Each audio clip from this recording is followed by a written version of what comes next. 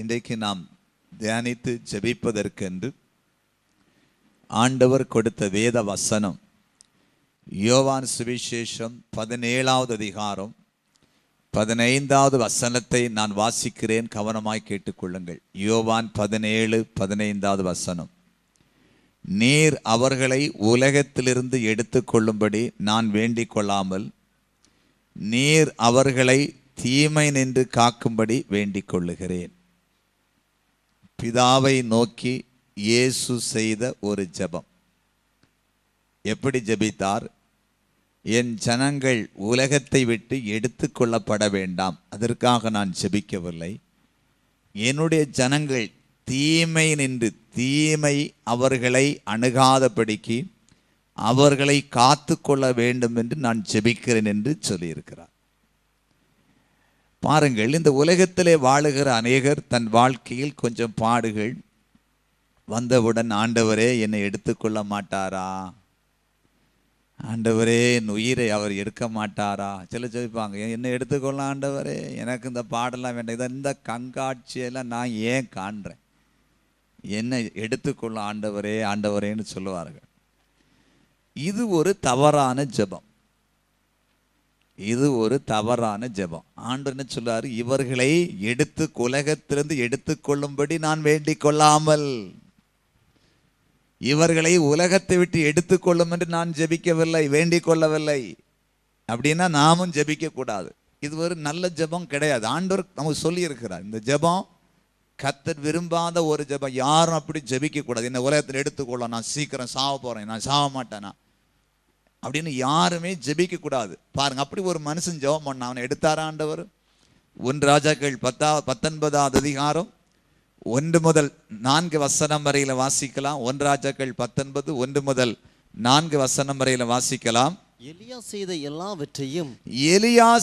எல்லாவற்றையும் அவன் தீர்க்கதரிசிகள் எல்லாரையும் பட்டயத்தாலே கொன்று போட்ட, அவன் தீர்க்கதரிசிகளை அவள் தீர்க்கதரிசிகளை அவன் பட்டயத்தால் கொண்டு போட்ட, அவன் தீர்க்கதரிசிகள் எல்லாரையும் பட்டயத்தாலே கொன்று போட்ட செய்தி, அவன் தீர்க்கதரிசிகளை பட்டயத்தால் கொன்று போட்ட செய்தி அனைத்தையும் ஆகாப் யெசபேலுக்கு அறிவித்தான். அதாவது பாகால் தீர்க்கதரிசிகளை எலியா கொண்டு போட்டான். இதை ஆகாப் ராஜா தன் மனைவியாகிய யேசபேலுக்கு சொல்லுகிறான். யேசபேலை பத்தி நீங்க பாத்தீங்கன்னா அவன் சாதாரண ஆளு கிடையாது. நல்ல ஆகாப் ராஜாவை ஆட்டுவித்தவள். நாபாலுடைய திராட்சை தோட்டம் அழகா இருந்த உடனே அவனுக்கு விருப்பம். ஆகாப் ராஜாவுக்கு போய் சொன்னோன்னா மனைவி சொன்னா அவனை உபவாசம் நெல்லி முன்ன நிறுத்தி கல்ல அடிச்சுக்கணும். அது ஒரு பெரிய சரித்திரம். அப்படிப்பட்டவ தான் யேசபேல். அப்ப இவ என்ன யேசபேல்ட்ட சொன்னவன் அவன் என்ன சொல்றா பாருங்க, வாசிக்கலாம். அப்பொழுது யெசபேல் எலியாவினிடத்தில் ஆள் அனுப்பி, அப்பொழுது ஆகாப் ராஜாவுடைய மனைவியாகிய யேசபேல் எலியாவிடத்தில் ஆள் அனுப்பி, அவர்களில் ஒவ்வொருவனுடைய பிராணனுக்கு செய்யப்பட்டது போல, ஒவ்வொருவருடைய பிராணனுக்கு செய்யப்பட்டது போல நான் நாளை இந்நேரத்தில் உன் பிராணனுக்கு செய்யாதே போனால், நாளை இந்த நேரத்தில் 24 மணி நேரம் கெடு கொடுக்கிறா, நாளை இந்த நேரத்துக்குள்ள உனக்கு நான் செய்யாத போனா, நீ எங் தீர்க்கதரிசிகளை எல்லாம் நீ கொன்னுட்ட, அவங்களுக்கு செய்தது போல நாளை இந்த நேரத்துக்கு முன்ன நான் உனக்கு செய்யாம போனேன்னா தேவர்கள் அதற்கு சரியாகவும் அதற்கு அதிகமாகவும் எனக்கு செய்ய கடவர்கள் என்று சொல்ல சொன்னாள். நான் ஆராதிக்கிற தேவர்கள் அதுக்கு அதிகமாக எனக்கு செய்ய கடவுள் சொல்ல சொன்னாள். அவனுக்கு அது தெரிந்த போது எழுந்து, அவனுக்கு எலியாவுக்கு அது தெரிந்த போது அது எழுந்து தன் பிராணனை காக்க யூதாவை சேர்ந்த பெயர்சோபாவுக்கு புறப்பட்டு, தன்னுடைய ஜீவனை பிராணனை காப்பதற்கு பெயர்சபா வனாந்தரத்திற்கு புறப்பட்டு தன் வேலைக்காரனை அங்கே நிறுத்தி விட்டான். அவன் வனாந்தரத்தில் ஒரு நாள் பிரயாணம் போய், அவன் வனாந்தரத்துல ஒரு நாள் வனாந்தரமான ஒரு காட்டுக்குள்ள போய் பிரயாணம் பண்ணி ஒரு சூரைச் செடியின் கீழ் உட்கார்ந்து தான் சாக வேண்டும் என்று கோரி, என்ன சொல்றான் எலியா? யேசபேலுடைய மிரட்டல், நாளை இந்த நேரத்துவன கொல்ல பாத்துக்க அப்படி சொன்னதால சாக வேண்டும் என்று கோரி விரும்பி, போதும் கர்த்தாவே என் ஆத்துமாவை எடுத்துக்கொள்ளும். எப்படி ஜெபம் பண்றான்? போதும் கர்த்தாவே, எனக்கு மிரட்டல் வந்துச்சு, என்னை எடுத்துக்கொள்ள ஆண்டவரே, என் புருஷன் என்ன மிரட்டுறாரு, என் மனைவி என்ன மிரட்டுறாரு, பிள்ளைங்க மிரட்டுறாங்க, கடன் பிரச்சனை இருக்குது, வேலை இல்லை, என்னை எடுத்துக்கொள்ளுங்க கர்த்தாவே. இப்ப என்ன நடக்குது பாருங்க அப்படின்னு சொல்லி ஜெபம் பண்றான், என்னை எடுத்துக்கொள்ள. ஆனா ஆண்டவர் உன்னை எடுத்துக்கொண்டாரா? அடுத்த வசனத்தில் வாசிக்க கேட்போம். ஒரு சூரை செடியின் கீழ் படுத்துக்கொண்டு நித்திரை பண்ணினான். ஒரு சூரை செடியின் கீழ் படுத்துக்கொண்டு நித்திரை பண்ணினான். அப்பொழுது ஒரு தூதன் அவனை தட்டி எழுப்பி எழுந்திருந்து போஜனம் பண்ணு என்றான். பாருங்க, சாக கேட்கிறான். ஆண்டவர் சாகிறதுக்கு விஷமா கொடுத்தாருங்க. அந்த நேரத்துல அந்த வனாந்தரத்துல ஒரு தூதனை அனுப்பி அப்பமும் தண்ணீரையும் கொடுத்தார். வாசிக்கலாம். அவன் விழித்து பார்க்கிற போது இதோ தழலில் சுடப்பட்ட அடையும் ஒரு பாத்திரத்தில் தண்ணீரும் அவன் தலைமாட்டில் இருந்தது. அப்பொழுது அவன் புசித்து குடித்து திரும்ப படுத்துக் கொண்டான். மறுபடியும் படுத்துக் கொண்டான். பாருங்க, நல்லா புரிந்து கொள்ளலாம். ஆண்டவர் அவனை உடனே எடுத்துக்கொண்டாரா? சாக போறேன் என்ன உடனே எடுத்துட்டு போனாரா? நீ சாகக்கூடாதுன்னு சொல்லிட்டு அவனுக்கு போஜனம் கொடுத்தார். அப்படின்னா எலியா ஜெபித்த ஜெபம் தவறான ஜெபம். நீங்களும் அப்படிதான் சாகணும்னு ஜெபிச்சீங்கன்னா சோறா தருவார். அல்லேலூயா. கஞ்சியா தருவார். இன்னும் வாழணும். எலியா அதுக்கு எத்தனையோ காலத்துக்கு பிறகுதான் சுழல் காற்றுல எடுத்தாரு. நிறைய பேர் சும்மா தேவையில்லாம என்னை எடுத்துக்கொள்ளலாம் ஆண்டவரே, என்னை எடுத்துக்கொள்ளலாம், பிள்ளைகளுக்கு வேலையும் கிடைக்கல, கல்யாணமும் நடக்கல, வீடும் கட்டல, என்னை எடுத்துக்கொள்ளலாம். ஆண்டவர் இப்ப என்ன செய்யாரு? அப்பமும் தண்ணீர் அப்பப்போ தந்துட்டே இருக்கிறார். அலையிலே சொல்லுங்க அல்லேலூயா. இந்த ஜெபத்தை யாருமே செய்யக்கூடாது. என்னை எடுத்துக்கொள்ளணும்னு யாருக்கு அவருக்கு தெரியும். உங்களை எப்ப எடுத்துக்கொள்ளணும்? அலையிலே சொல்லலையா. உங்க ஆத்துமாவை எப்ப எடுத்துக்கொள்ளணும்னு அவருக்கு தான் தெரியும். உங்களை பிரைஸ் செய்த ஆண்டவருக்கு, என்ன பிரைஸ் செய்த ஆண்டவருக்கு, தாயின் கற்பத்திலே உருவாக்கின ஆண்டவருக்கு எத்தனை காலம் இந்த உலகத்துல வைத்து கொண்டு அதன் பிறகு நம்ம ஆத்துமாவை எடுத்து பரலோகத்துக்குள்ள கொண்டு போன அவருக்கு தெரியும். அது நம்ம யாரும் சொல்லிக் கொடுக்க வேண்டிய அவசியம் கிடையாது. அவருக்கு கைகளை தட்டி அலையிலே சொல்லுங்க அல்லேலூயா. அதனால் திருச்சபையாகிய நீங்கள் இனி ஒரு காரியத்திற்கும் ஒரு நாளும் எந்த விஷயத்திற்கு எந்த பிரச்சனை, பாடு, நெருக்கம், கொலை மிரட்டல், கடன் என்ன வந்தாலும் சரி, என்ன எடுத்துக்கொள்ள ஆண்டவர் என்று யாருமே ஆண்டவரை நோக்கி சொல்லவே கூடாது. கைகளை தட்டி அலையிலே சொல்ல அல்லேலூயா. ஆனா எப்படி சொல்லணும்? அதான் சொல்லி கொடுக்குறேன் அந்த வசனத்துல. யோவான் 17:15 நீர் அவர்களை உலகத்திலிருந்து எடுத்துக்கொள்ளும்படி வேண்டிக் கொள்ளாமல் நீர் அவர்களை தீமை நின்று காக்கும்படி வேண்டிக் கொள்ளுகிறேன். அப்ப எப்படி ஜெபிக்கணும்? என்ன எடுத்துக்கொள்ளன்னு ஜெபிக்காம என்னையும் என் குடும்பத்தையும் பிள்ளைகளையும் தீமையிலின்றி விலக்கி காத்து கொள்ளணும்னு ஜெபிக்கணும். ஜெபம் பண்ண புரிஞ்சுதா? எத்தனை பேருக்கு வெளிச்சம் வந்து மண்டையில? தலையை கொஞ்சம் உதருங்க பார்ப்போம். கொஞ்சம் இப்படி அசைங்க தலையை. இப்ப புரிஞ்சுதா உங்களுக்கு எப்படி ஜெபிக்கணும்? எங்களை தீமையிலிருந்து விலக்கி காத்துக்கொள்ளும். எடுத்துக்கொள்ளும் கேட்க கூடாது. என் பிள்ளைகளை தீமையிலிருந்து விலக்கி காத்துக்கொள்ளும். என்ன விலக்கி காத்துக்கொள்ளும்?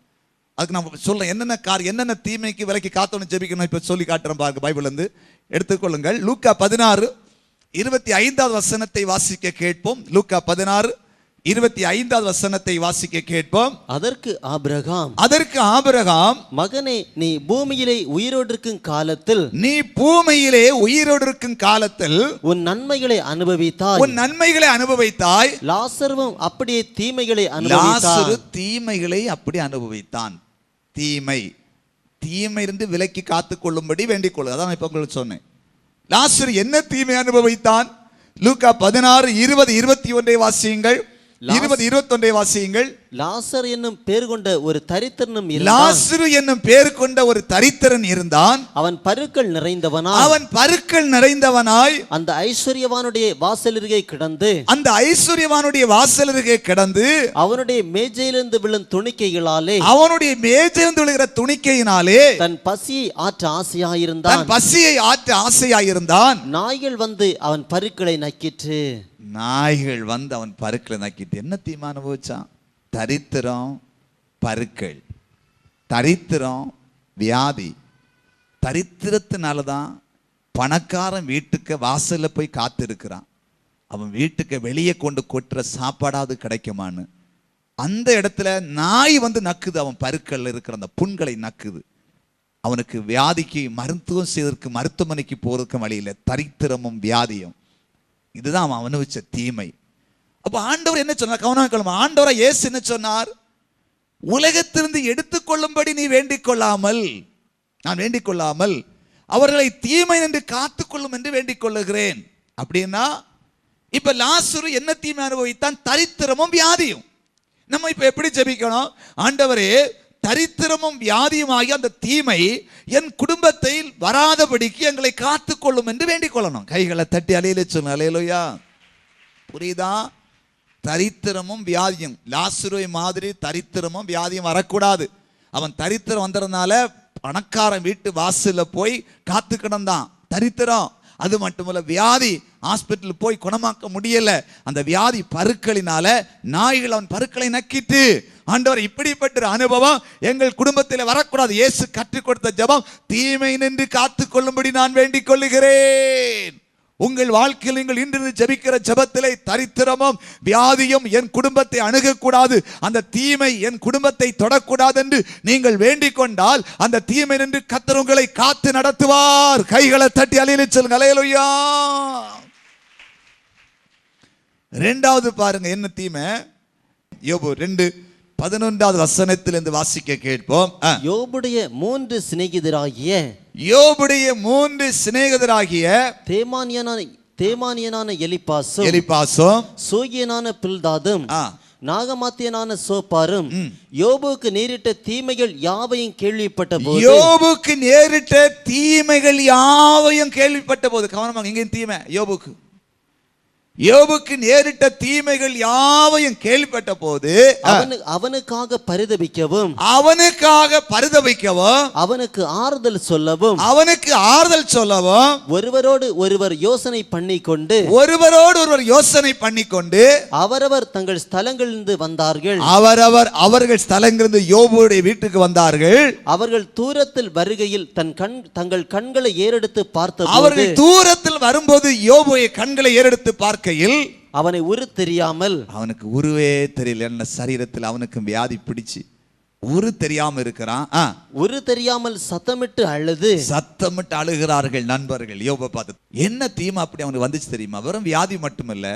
நீங்கள் யோபின் புஸ்தகம் 1ஆம் அதிகாரத்தை முழுவதும் வாசித்து பார்த்தீங்கன்னா, யோபுடைய வேலைக்காரர்கள் ஆடு மாடுகள் அழிக்கப்பட்டாங்க. யோபு 1ஆம் அதிகாரம் 18, 19 வசனத்தை வாசிக்கும் போது யோபுடைய 10 பிள்ளைகளும் புசித்து குடித்து திருப்தியாய் சந்தோஷமாய் மகிழ்ச்சியா இருக்கும்போது ஒரு பெரிய காற்று வந்து அவங்க இருந்த வீட்டில் மோதின உடனே அந்த வீடு இடிஞ்சு விழுந்து 10 பிள்ளைகளும் ஒரே நேரத்தில் மரிச்சாங்க.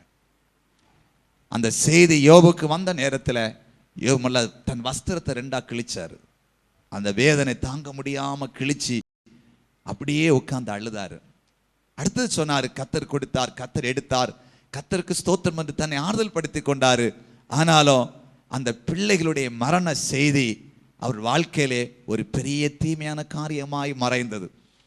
அது வந்தது. இன்றைக்கு உலகத்தில் இங்க பார்த்தீங்கன்னா இப்படிப்பட்ட சம்பவம், கொடிய விபத்துகள் எப்போ யாருக்கு என்ன வருதுன்னே சொல்ல முடியல. பள்ளிக்கூடத்துக்கு அனுப்புகிறோம், என்ன நடக்குது, வேலைக்கு போகிறோம், என்ன நடக்குது. வெளிநாட்டில் கடந்த நாட்களில் நீங்கள் பேப்பரில் படிச்சிங்கன்னா நம்ம கன்னியாகுமரி மாவட்டத்தில் நிறைய விபத்துகள். சவுதி அரேபியாவிலே வெளிநாட்டில் இருக்கிற அங்கே கட்டிட வேலை செய்து கொண்டிருக்கும் போது வாகன விபத்தில் சிக்கி அதனால் உயிரிழந்து எத்தனையோ குடும்பங்கள் அந்த அவங்களுடைய உடல்கள் வருவதற்கு கண்ணீரில் வேதனையோடு கூட காத்திருக்கிறார்கள். எத்தனையோ அனுபவங்கள், எத்தனையோ திடீரென்று வருகிற சில காரியங்கள், விபத்துகள் நாம் கேள்விப்படுவோம். நம்ம எப்படி ஜெபிக்கணும் தெரியுமா? தான் இயேசு சொல்லி கொடுத்தாரு ஜெபத்தில், எடுத்துக்கொள்ளணும் ஜெபம் பண்ணாதீங்க. உலகத்தில் எடுத்துக்கொள்ள வேண்டும் ஜெபிக்காதீங்க, சாகணும்னு ஜெபிக்காதீங்க. தீமை என் வாழ்க்கையிலே வரக்கூடாது, தீமையிலிருந்து என்னை காத்துக்கொள்ளும் அப்படின்னா, இதே மாதிரி யோபுடைய வாழ்க்கையில் ஆடு மாடுகள் அழிந்ததை போல, யோபுடைய வாழ்க்கையில வேலைக்காரர்கள் மரித்ததை போல, சரீரத்தில் வியாதி வந்ததை போல, பிள்ளைகள் விபத்திலே சிக்கி மரித்ததை போல எங்க குடும்பத்தில் ஒரு காரியம் நடக்கக்கூடாது, ஒரு தீமை வரக்கூடாது என்று நம்ம ஜெபிக்கணும். கைகளை தட்டி அலையில சொல்ல. அல்லேலூயா. ஜெபிக்கிறீங்களா? வருமுன் காப்போம் என்று ஒரு திட்டம் அரசாங்கத்திடத்திலே இருக்கிறது. நம்ம வாழ்க்கையில வருமுன் காக்க வேண்டும். நாம் நன்றாகத்தான் இருக்கிறோம், ஜெபிக்கணும். வெளிநாட்டு இருக்கிற குடும்ப தலைவருக்காக, இருசக்கர வாகனத்திலே வேலைக்கு போயிருக்கிற புருஷனுக்காக, இன்னும் ஸ்கூலுக்கு வேனில் பஸ்ஸில் போயிருக்கிற பிள்ளைகளுக்காக, எல்லா காரியத்திற்காக நம்ம ஜெபிக்கணும். ஆண்டவரே, எங்கள் குடும்பத்தில் இளம் வயது மரணங்களை நாங்கள் பார்க்கக்கூடாது. வேதத்தின்படி எல்லாரும் பூரண வயதுள்ளவர்களாய் வாழ்ந்தான் மறிக்க வேண்டும். திடீரென்று எந்த விபத்தோ கொடிய வியாதியில் வரக்கூடிய எங்கள் பன்றி காய்ச்சல் என்று ஒன்று தமிழ்நாட்டை நெருக்கி கொண்டு இந்தியாவை நெருக்கி கொண்டே இருக்கிறது. பலர் மரித்து கொண்டே இருக்கிற அந்த காய்ச்சல் வந்தால் உயிர் பிழைப்பது அரிதான காரியம். பலரை அந்த வியாதி தாக்கி கொண்டு டெங்கு காய்ச்சல் பலவிதமான காரியம். குறிப்பாக இன்னைக்கு விபத்து தான். இருசக்கர வாகனம், காரு பயங்கரமான. நேற்றைக்கு நான் டிவியில் செய்தி பார்க்கும்போது கேரளாவிலேருந்து ஒரு டெம்போ டிராவலர் வேனில் ஒரு குடும்பம் சுற்றுலா போயிருக்காங்க. நின்று கொண்டு லாரிக்கு பின்னால் மோதி 3 பேர் அதே இடத்தில் மரித்து போனார்கள். 9 பேர் அவர்கள் மருத்துவமனையில் அனுமதிக்கப்பட்டிருக்கிறார். நேற்று மாலை செய்தி வள்ளியூர் அருகாமையிலே ஒரு சொகுசு பேருந்து மறைந்து, அது கிளியராக பார்க்க முடியல. நைட்டு நான் ஒரு 2 மணிக்கு செய்தி பார்க்குறேன். உட்காந்து ஜெபித்து முடித்துட்டு தேசத்தில் என்ன நடக்கிறது, என்ன நடந்திருக்கிறங்க அறிவதற்காக 2 மணிக்கு செய்தி பார்த்து கொண்டு இருக்கிறேன் அதிகாலை. அப்போது ஒரு சொகுசு பேருந்து விழுந்து இங்கே போய் விழுந்து வள்ளியூர் அருகாமையிலே. அப்போ அந்த கண்டிப்பாக இங்கிருந்து அந்த பஸ்ஸு போயிருக்கணும், மார்த்தாண்டமோ நார்லம் தான் போயிருக்கணும். 3 பேர் மரித்திருக்கிறார்கள். மீட்பு குழு மீட்டு கொண்டிருக்கிறது. 10 பேரை உள்ளே இருந்து எடுத்திருக்கிறார்கள் என்று செய்தி பிளாஸ் நியூஸ் போட்டுக்கொண்டே இருந்தாங்க. இப்படி என்ன நடக்குது? ட்ரெயின் விபத்துகள். நாட்களிலே ட்ரெயின் ஓசூர் அருகாமையிலே தூங்கி கொண்டிருக்கும் போது ட்ரெயின் தடம் புரண்டு 10 பேர் மரித்தார்கள். தூங்கிட்டா இருந்தாங்க. ட்ரெயின் அந்த தண்டவாளத்தை விட்டு கீழே இறங்கிச்சு, விழுந்துச்சு. ஒரு பெட்டியில் 10 பேர் மரித்து போனாங்க. என்னெல்லாமோ காரியம் நடக்குது. மலேசியாவிலேருந்து போன ஏர்லைன்ஸ் மலேசிய ஏர்லைன்ஸ் விமானம் காணாமல் போய்விட்டு இதுவரையிலும் 292 பயணிகளோடு போன அந்த விமானம் எங்கிருந்தது கடைசி இப்போதான் போன மாதத்தில் அரசாங்கம் சொன்னது அந்த விமானம் விபத்துக்குள்ளாகி எல்லாரும் மறித்து விட்டார் என்று டிக்ளேர் பண்ணி குடும்பங்களுக்கு இன்சூரன்ஸ் கொடுத்துட்டு இருக்காங்க. இன்னும் அவங்க பணம் எங்கே இருக்கு என்னன்னு ஒன்றும் கண்டுபிடிக்கல. எங்கே கடலில் விழுந்து ஆழத்துக்குள்ளே போய்விட்டது. எத்தனையோ சம்பவங்களை திடீர்னு, குறிப்பாக இதெல்லாம் ஒரு தாங்கக்கூடிய காரியம் அல்ல, எங்கேயோ நடக்கிறது என்று நாம் நினைத்து கொண்டிருக்கிறோம். குறிப்பாக இப்படிப்பட்ட சம்பவங்கள் எத்தனையோ குடும்பத்தை உருக்குலைக்க வைத்திருக்கிறது. ஒரு கணவன் மனைவி அன்பாய் இருக்கும்போது விபத்திலே சிக்கி மறிக்கும்போது, ஒருவர் மறிக்கும்போது அந்த குடும்பம் சின்ன பின்னமாக்கப்படுகிறது. இப்படிப்பட்ட சில அனுபவங்கள் சில குடும்பத்திலே வேதனைகளை கொண்டு அந்த குடும்பங்களை தடுமாற வைத்து விடுகிறது. நம்ம ஜெபிக்கணும். ஆண்டவரே, குறிப்பா நான் ஜெபிப்பேன். எப்படி ஜெபிப்பேன் தெரியுமா? ஆண்டவரே, என் திருச்சபை குடும்பத்துல எந்த குடும்பத்திலும் ஆண்டவரை விபத்து வரக்கூடாதப்பா, எங்க பிள்ளைங்களெல்லாம் பாதுகாத்து கொள்ளுங்க ஆண்டவரை. அப்படி நான் அதிகமாக இரவு விழித்து ஜெபிப்பதுண்டு, காலையில் ஜெபிப்பதுண்டு. அப்புறமா ஜெபிப்பாட்டேன். என் குடும்பத்தில், என்னுடைய ரத்தத்திலே ஒட்டின என் குடும்பத்திலே, என் மனைவி குடும்பத்திலே, அவள் ரத்தத்திலே ஒட்டின எல்லாருடைய உற்றார் குடும்பத்தில் யாருக்கும் ஒன்றும் வரக்கூடாது ஆண்டவரே, அதை பாதுகாத்துக் கொள்ளுங்க. பார்த்து ஜெபிப்பேன். எங்கள் ஊரில் ஒன்றும் வரக்கூடாது ஆண்டவரே, அப்பா இந்த காரியத்தை செய்யுங்க. கன்னியாகுமரி மாவட்டத்தில் அப்படி நடக்கக்கூடாது ஆண்டவரே. நம்ம இப்படி தரப்பினர் ஜெபிக்கும் பொழுதுதான், தீமைக்கு விலக்கி காத்துன்னு ஜெபிக்கும் போதுதான் இந்த உலகத்தில் நம்ம பாதுகாக்கப்படுமே தவிர, இல்லைன்னு அந்த உலகத்தில் ஒரு நிமிடம் கூட நம் பாதுகாக்கப்பட முடியாது. மறுபக்கம் திருட்டு கும்பல்கள், கொள்ளை கும்பல்கள் நகையை திருடுறாங்க. வீட்டில் போய் கதவை உடைச்சி உள்ளே போய் பணத்தை நகை எடுத்துக்கொள்வது பார்த்த உடனே கழுத்தை வெட்டுகிறார்கள். என்ன சாட்சி கொடுத்துருவாங்க. அதாவது இவன் என்ன பணத்தை எடுத்துட்டான், இவன் நகை எடுத்துட்டான், இவன் தான் சொல்லி கோர்ட்டில் அடையாளம் கண்டுபிடிப்பாக கொலை பண்ணிட்டு போறான் எடுத்துட்டு. என்ன நடக்குன்னு யாருக்குமே தெரியவில்லை. ஆனா இந்த உலகத்துல நம்ம பாதுகாப்பா வாழணும்னா எப்படி ஜெபிக்கணும்? ஆண்டவரே, எங்களை தீமையில் என்று விலக்கி பாதுகாத்துக் கொள்ளும். கைகளை தட்டி அலையிலே சிலருயா. அடுத்ததாக பாருங்க, என்ன தீமை? 2 தீமோத்தேயின் புஸ்தகம் 4வது அதிகாரம் 14-15 வசனத்தை வாசிக்க கேட்போம். 2 தீமோத்தேயு 4வது அதிகாரம் 14-15 வசனத்தை வாசிக்க கேட்போம். கண்ணானாகிய அலெக்சாந்தர் எனக்கு வெகு தீமை செய்தான். பாருங்கள், பவுல் சொல்லுகிறார், கண்ணானாகிய அலெக்சாந்தர் எனக்கு வெகு தீமை செய்தான். என்ன தீமை செய்தான் பாருங்க. தோணு வாசி தம்பி. அவனுடைய செய்கைக்கு தக்கதாக, அவனுடைய செய்கைக்கு தக்கதாக கர்த்தர் அவனுக்கு பதிலளிப்பாராக, கர்த்தருக்கு பலன் அளிப்பாராக. நீயும் அவனை குறித்து எச்சரிக்கையாயிரு. தீமோத்தேயுவுக்கு சொல்லுகிறார், நீயும் அவனை குறித்து எச்சரிக்கையாயிரு. அவன் நம்முடைய வார்த்தைகளுக்கு மிகவும் எதிர்த்து நின்றவன். அவன் நம்முடைய வார்த்தைகளுக்கு, ஆண்டவருடைய வார்த்தைகளுக்கு எதிர்த்து நின்று போராடினவன். அப்போஸ்தலனாகிய பவுல் சொல்லுகிறார், கண்ணானாகிய அலெக்சாந்தர் எனக்குரமாய் வார்த்தை எதிர்த்து போற மனுஷனால் வருகிற எதிர்ப்புகள் நிமித்தம் வருகிற தீமை. எத்தனை குடும்பத்தினால் சமாதானத்தில் இருக்கிறார்கள் தெரியுமா? நீங்கள் ஜெபிக்கணும். ஆண்டவரே, இப்படிப்பட்ட தீமைகள் எங்கள் குடும்பத்திலே வரக்கூடாது. கைகளை தட்டி இயேசுவுக்கு நன்றி சொல்ல. அல்லேலூயா. ஜெபித்தாதான் தப்ப முடியும், இல்லைன்னா தப்ப முடியாது. நீங்க மாமசத்திலேயோ இல்லைன்னா அப்படிலாம் பேசி 4 லட்சம் டீசெண்டா 10 லட்சம் கையில 20 லட்சம் ரூபாய்க்கு நகை 50 லட்சம் ரூபாய்க்கு சொத்தன்னு சொல்லிட்டு போகலாம். ஜெபம் பண்ணலன்னா அதுவே உனக்கு வினையா மாறும். கைகளை தட்டி அலையிறா, அதுவே வினையா மாறிடும். நீ ஜெபித்தா மட்டும்தான் தப்பி நிற்க முடியுமே தவிர, உன் பிள்ளைங்க சமாதானமா வாழ முடியுமே தவிர, நீ சமாதானமாய் வாழ முடியுமே தவிர, இல்லைன்னா முடியாது. அதனால மனிதனால் எனக்கு பிரச்சனை வரக்கூடாது, தீமை வரக்கூடாது. நீங்கள் ஜெபிப்பாயானால் கர்த்தர் உன்னை என்னை காத்து நடத்துவார். கைகளை தட்டி இயேசுவுக்கு நன்றி சொல்ல. அல்லேலூயா. கடைசியாக தீமை எப்படி வருகிறது? என்ன தீமை? மத்தேயு 5வது அதிகாரம் 11வது வசனத்தை வாசிப்போம். என் நிமித்தம் உங்களை நிந்தித்து துன்பப்படுத்தி, என் நிமித்தம் உங்களை நிந்தித்து துன்பப்படுத்தி, என் நிமித்தம் ஆண்டவர், என் நிமித்தம் ஆண்டவர் நிமித்தம், ஆண்டவர் ஏற்றுக்கொண்டது நிமித்தம், ஆண்டவருக்காக வாழுகிற நிமித்தம், ஆண்டவருக்காக ஊழியர் நிமித்தம் உங்களை நிந்தித்து துன்பப்படுத்தி பலவித தீமையான மொழிகளையும், பலவிதமான தீமையான மொழிகளையும் உங்கள் பேரில் பொய்யாய் சொல்வார்களானால், உங்கள் பேரில் பொய்யாய் சொல்வார்களானால் பாக்கியவான்களாயிருப்பீர்கள். பாக்கியவான்களாயிருப்பீர்கள். இங்க ஆண்டவர் சொல்லுகிறார், உங்கள் மேல் பலவிதமான தீமையான மொழிகளை உங்கள் மேல் பொய்யாய் சொல்வார்களானால். அப்படின்னா என்ன தீமை? உங்கள் பேரில் பொய்யாய் சொல்லுகிற பலவிதமான வார்த்தையாகிய தீமை. கைகளை தட்டி அல்லேலூயா.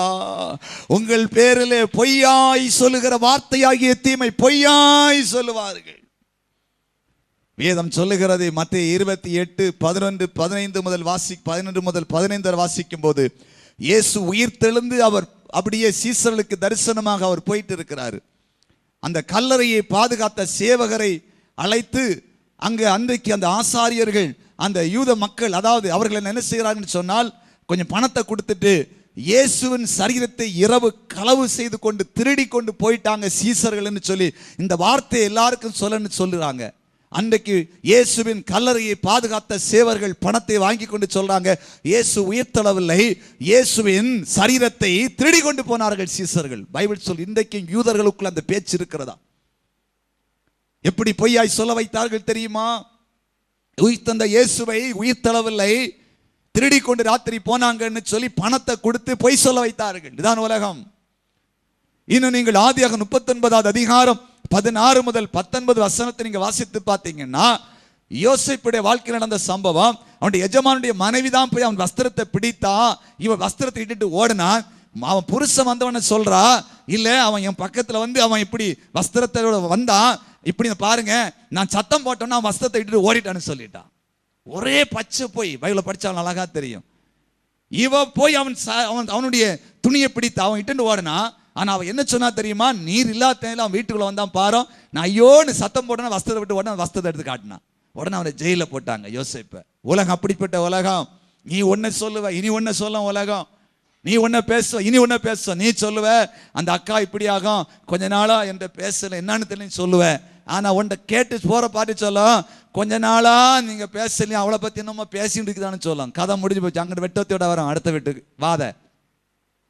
நான் உன்னை பத்தி என்ன சொன்னா, அந்த வம்பு கவனமா இருந்துக்கோ, கவனமா பேசி. யாரை பத்தியும் பேச, நீ சொல்றது ஒன்னா இருக்கும், அவங்க சொல்றது ஒன்னா இருக்கணும்.